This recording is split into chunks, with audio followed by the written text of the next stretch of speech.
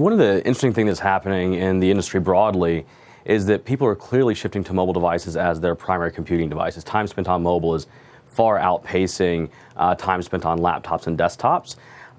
But it's the case right now that you still have of total transactions, mobile payments still are sort of less than 1% or so of total transactions around the world.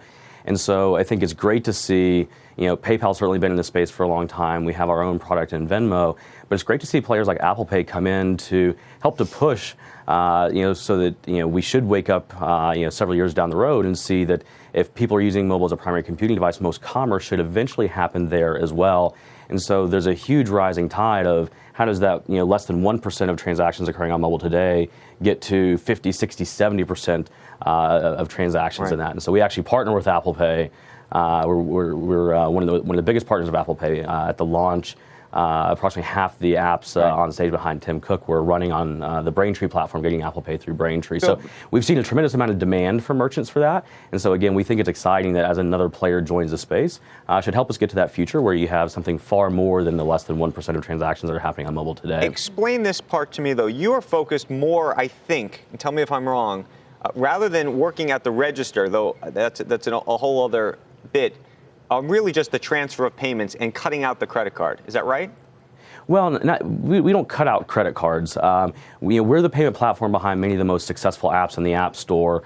We operate one of those most successful apps in Venmo that does nearly $3 billion in annual mobile volume.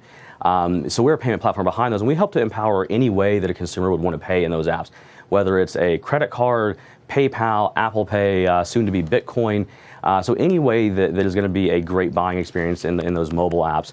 But we're really a mobile payment platform across any way that a consumer might want to pay. Would you be long or short credit cards? I mean, 10 years from now, will the credit card companies still have, I don't know if you'll call it a monopoly, but there's 3 major credit card companies in the world. Will they still control most of this market, or do you think we will have found other ways to pay? Well, I think the most interesting thing happening is that there is a totally different buying experience that consumers are going to come to expect with these sort of frictionless one-touch payments. And we're doing that inside of PayPal. Apple Pay is doing that. And I think consumers are going to move to that kind of experience.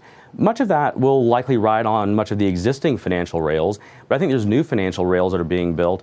We build some of those at PayPal. Bitcoin is an interesting one of those. So, I don't think any of those are going to overtake the current financial system. I think a lot is going to be built on top of that. But I think there's some interesting new alternatives coming in that likely are more prevalent over the coming years.